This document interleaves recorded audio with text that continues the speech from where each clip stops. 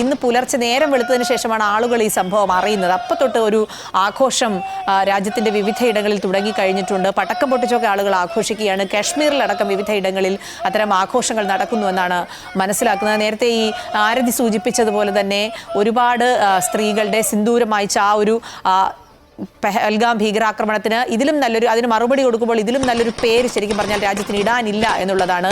ആ ഒരു രാജ്യത്തിൻ്റെ വികാരം മുഴുവൻ ആ പേരിലുണ്ട് എന്നുള്ളത് കൂടി ശ്രദ്ധേയമാണ്. രാജ്യത്തെ സംബന്ധിച്ച് തിരിച്ചടി നൽകുക എന്നുള്ളത് നേരത്തെ തന്നെ ഉറപ്പിച്ച കാര്യമാണ്. പക്ഷേ എങ്ങനെ, ഏത് തരത്തിൽ, എവിടെയാണ് ആക്രമിക്കുക എന്നുള്ള കാര്യത്തിൽ മാത്രമായിരുന്നു ഒരു അവ്യക്തത ഉണ്ടായിരുന്നത്. പക്ഷേ ആ അവ്യക്തത കൃത്യമായി രാജ്യം നിരീക്ഷണം നടത്തുകയും ആസൂത്രണം നടത്തുകയും കൃത്യമായ പ്ലാനിങ്ങോടുകൂടി ഭീകരരുടെ താവളങ്ങൾ കയറി ആക്രമിക്കുകയുമായിരുന്നു. നേരത്തെ പ്രശാന്ത് സൂചിപ്പിച്ച പോലെ തന്നെ നയതന്ത്ര തലത്തിൽ പാകിസ്ഥാനെ വരിഞ്ഞു മുറുക്കി UN ഒറ്റപ്പെടുത്തിക്കൊണ്ട് മറ്റ് രാജ്യങ്ങളുടെ എല്ലാം പിന്തുണ ഉറപ്പാക്കിക്കൊണ്ടാണ് ഇന്ത്യ ഒരു തിരിച്ചടിക്ക് തയ്യാറായത്. ആ തിരിച്ചടി കൃത്യം ലക്ഷ്യസ്ഥാനത്ത് കൊള്ളുകയും ചെയ്തു എന്നുള്ളതാണ്